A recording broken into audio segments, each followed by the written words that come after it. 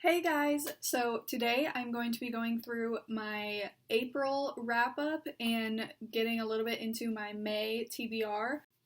So the very first book that I finished in April was The Silent Patient by Alex Michaelides. I gave this book 4 out of 5 stars. I really liked it. So this book follows this woman named Alicia, who she is accused of killing her husband, and then since she was found with her body, she hasn't spoken since, and so it follows this doctor who's her therapist, who's trying to kind of figure out why she killed her husband and also why she hasn't been speaking. I really liked it. I thought the kind of twist was a little bit not necessarily predictable, but just not I don't know, not as big of a reveal as it could have been. But overall, I thought it was pretty good. I like the writing style with the mix of the therapist perspective along with the journal entries. Next book that I finished was The Cabin at the End of the World by Paul Tremblay, and I gave this book 4 out of 5 stars too. I really liked the kind of premise of, so there's this family and they're on vacation at a cabin, and then all of a sudden these 4 people kind of storm into their cabin and almost kidnap them, but they don't take them anywhere and tell them they have to make a choice, otherwise the entire world's gonna end, and you kind of don't really know what's happening. I liked the premise of it, but I did not like the ending of this book. I understand because there's author's notes at the end of this book, if you're reading it with a book club, so I kind of understand his reasoning behind why he ended it this way. I don't know, I just think it was a little bit of a cop-out, and if you're gonna do it, go all the way kind of thing. But overall, I thought it was pretty good. The next book that I finished was actually an audiobook. It was an audiobook of The Test by Sylvain Neuval. I really enjoyed it. I gave it a 5 out of 5 stars. It's a really short read. It's when it's a physical thing, it's only a little over 100 pages, and the audiobook was only about 2 hours. And I just really enjoyed it. I thought the premise of it was a dystopian almost take on a citizenship test where you go into a simulation, but you don't know you're in a simulation of a terrorist event. And so it follows 2 perspectives, and I really enjoyed the audiobook, so I would recommend the audiobook if you're going to read this book. It follows 2 perspectives of someone taking the test and then someone giving the test. I just overall thought it was a really good read. The final book that I finished was actually an ebook of Parable of the Sower by Octavia Butler. I actually was reading this book for my women's literature class. I really liked it. I don't know. I don't really know how to give it a rating, because when I was reading it, I wasn't really reading it just for pleasure, so I kind of was analyzing it really hard and everything, but I really enjoyed the story.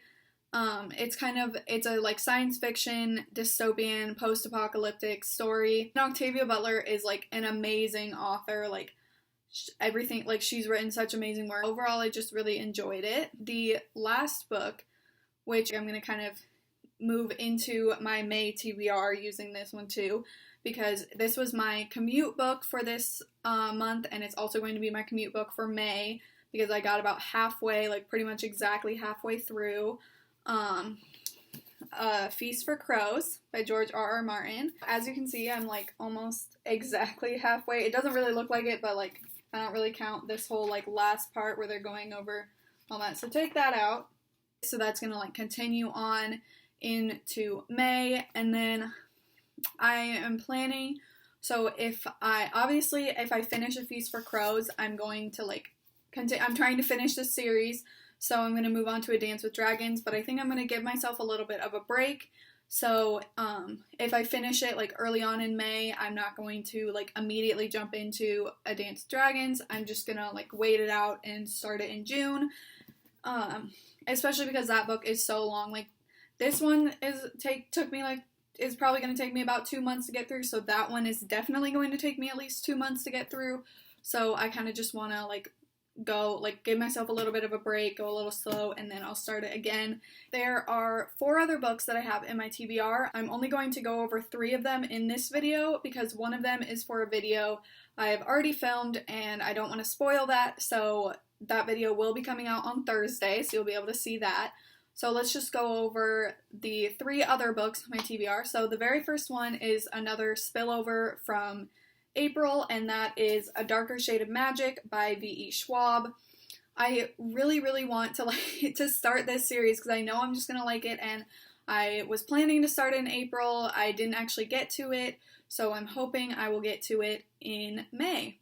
It's another kind of fantasy, like sci-fi type thing where there's different Londons, and each London has like different magic. And so this book, it says, takes place so there's Grey London, Red London, and Black London, but apparently like no one speaks of Black London. So apparently in Grey London there's no magic. Red London there is magic. White London, it has a war. So I'm hoping I'll like this book. I've gotten a ton of people that have like recommended it to me, and I've seen a ton of other YouTubers who have liked it. The next book on my TBR I am super excited for, and that is Inspection by Josh Malerman. I picked this up this summer, but I just hadn't really gotten around to it, and I am super, super excited for it. I'm just like so looking forward to reading it. So it follows these boys who have been like, I don't know if they were kidnapped or if they were just like taken or whatever as babies, and they're all geniuses, and they grow up. There's 26 of them, one for each letter of the alphabet, and they're in this building, and there's also another building for girls, but they don't know that there's another building for girls.